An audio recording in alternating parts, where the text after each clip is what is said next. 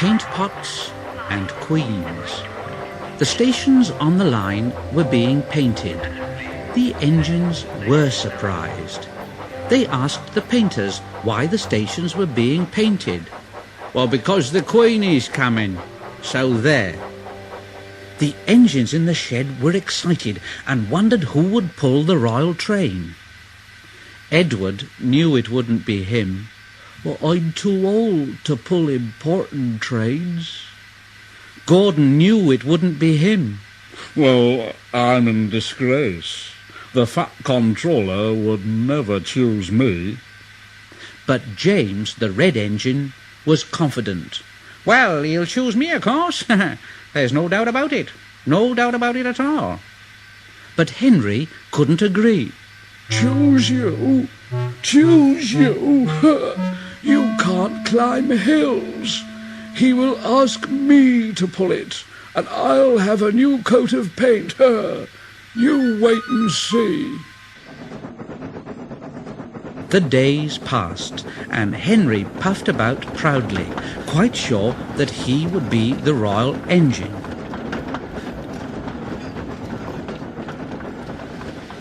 One day, when it rained, Henry's driver and fireman stretched a tarpaulin from the cab to the tender to keep themselves dry. Henry puffed into the big station. A painter was climbing a ladder above the line.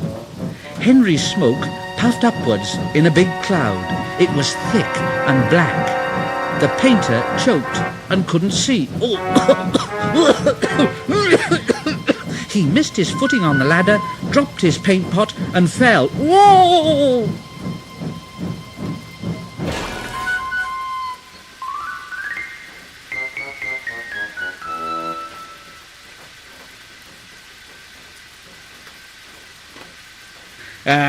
You spoil my clean paint with your dirty smoke, and then you take the whole lot. The Fat Controller came pushing through the crowd.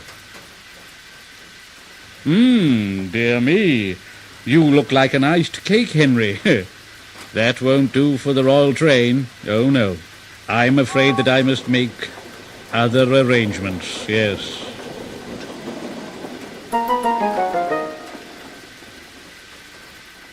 And he walked over to the yard. Gordon and Thomas saw him coming, and both began to speak at once. Excuse me, sir, but I was thinking. Now, one at a time, please, one at a time. Now, what is it, Gordon? Well, sir, I just wanted to ask you if Thomas could have his branch line back again. I see. And what do you want, Thomas? Oh, please, sir, can Gordon pull coaches again? I see. So that's it. Well, you've both been quite good lately, and you deserve a treat, so when the Queen comes, Edward will go in front and clear the line, Thomas will look after the coaches, and Gordon will pull the train.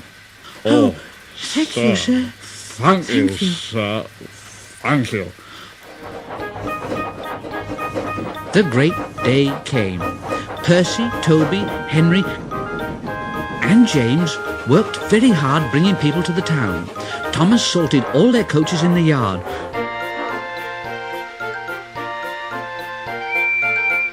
They're coming! They're coming!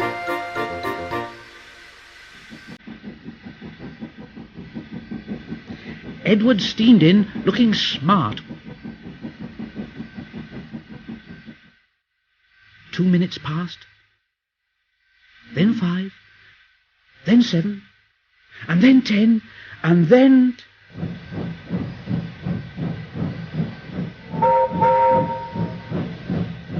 Everyone knew that whistle, and a mighty cheer went up as the Queen's train glided into the station.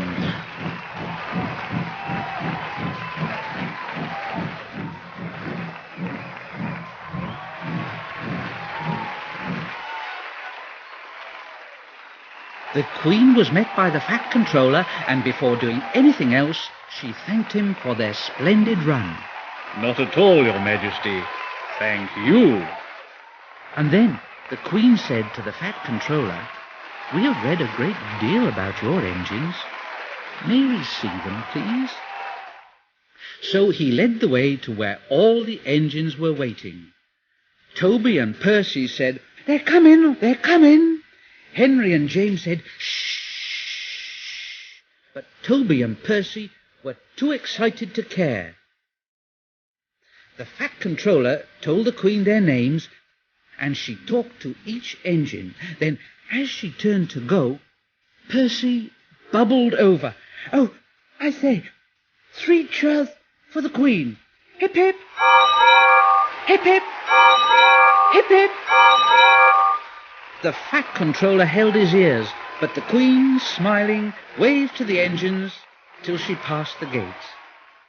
Next day, the Queen spoke specially to Thomas, who fetched the coaches, and to Edward and Gordon, who took her away, and no engines ever felt prouder than Thomas and Edward and Gordon, the big engine.